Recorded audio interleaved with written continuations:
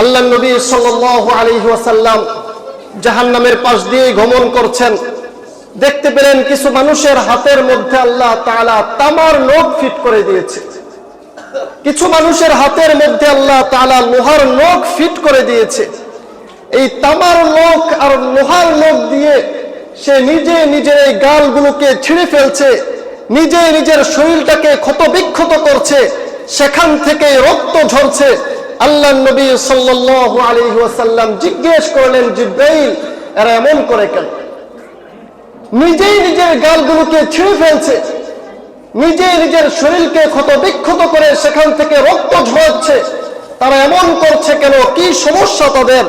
জিব্রাইল ডাক দিয়ে বললেও, এরা হলো আপনার উম্মত, ওই সকল ব্যক্তি যারা দুনিয়াতে থেকে চা রেস্তোরাঁয় বসে বসে, দুনিয়াতে থেকে চায়ের আড্ডায় বসে থেকে, দুনিয়াতে থেকে মানুষের সাথে সাথে গীবতার শিকায়েতে লিপ্ত হয়েছে।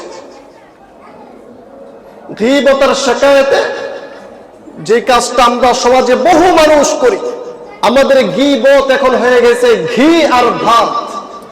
ঘি আর গরম ভাতে যেমন মজা, অন্যের দুশ্চর্চা করা, অন্যকে নিয়ে পড়ে থাকা আমার কাছে তার চাইতেও বেশি মজা লাগে।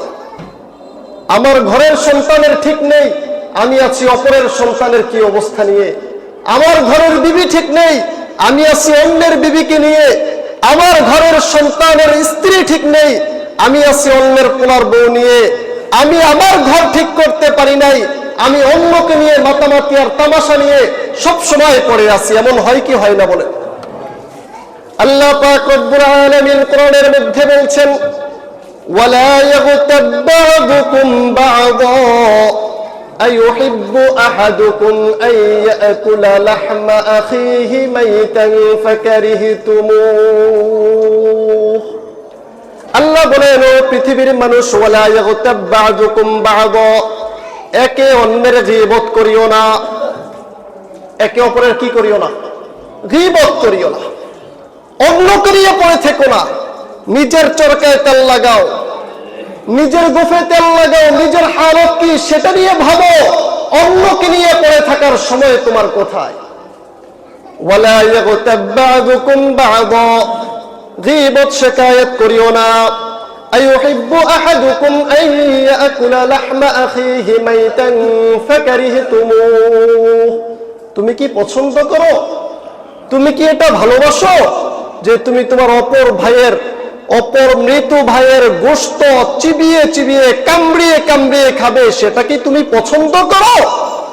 আইয়ুহিব্বু আহাদুকুম, তোমাদের কেউ কি ভালোবাসে আন ইয়াকুলা লাহমা আখিহি মাইতা, সে তার মৃত ভাইয়ের গোশতকে চাবিয়ে চাবিয়ে খাবে? সেটা কি পছন্দ করে?